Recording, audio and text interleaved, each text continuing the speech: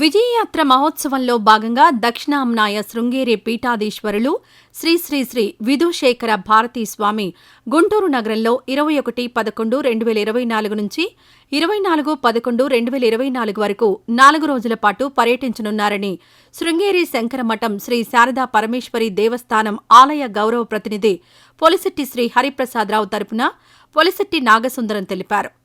పొలిశెట్టి నాగసుందరం మాట్లాడుతూ తొలి రోజు 21-11-2024 మహాస్వామివారి ఆగమనం పూర్ణకుంభ స్వాగతంతో పాటు అగ్రహారం శ్రీ వెంకటేశ్వర స్వామివారి దేవస్థానం నుండి సంపత్ నగర్లో గల శ్రీ శృంగేరి శంకరమఠం శ్రీ శారదా పరమేశ్వరి దేవస్థానం వరకు శోభయాత్ర నిర్వహించనున్నట్లు తెలిపారు.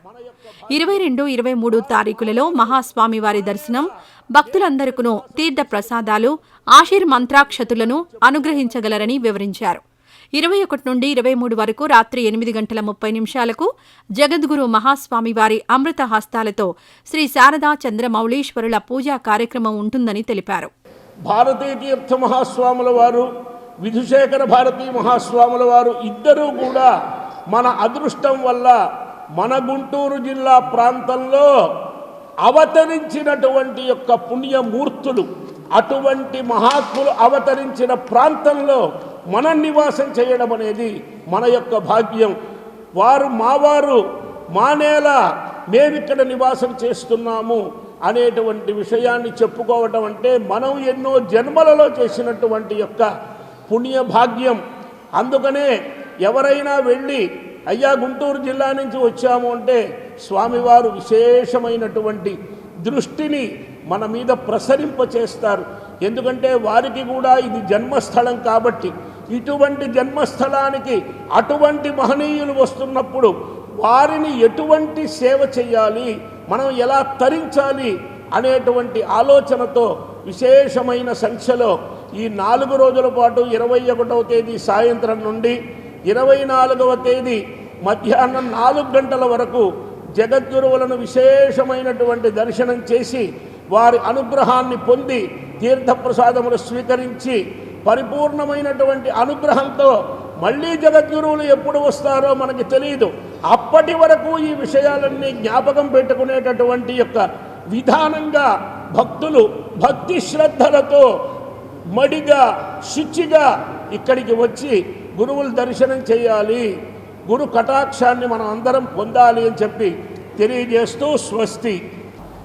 22వ తారీఖు సాయంత్రం 6 గంటలకి మనం గురువందన కార్యక్రమం ప్రత్యేకంగా గుంటూరు పురజనులందరికీ కూడా వస్తే బాగుంటుంది, పురజనులందరికీ కూడా స్వామివారి యొక్క కరుణాకటాక్షాలు కావాలనే ఉద్దేశంతో 6 గంటలకు శ్రీ వెంకటేశ్వర విజ్ఞాన మందిరంలో ఒక సభని ఏర్పాటు చేసుకుంటున్నాం.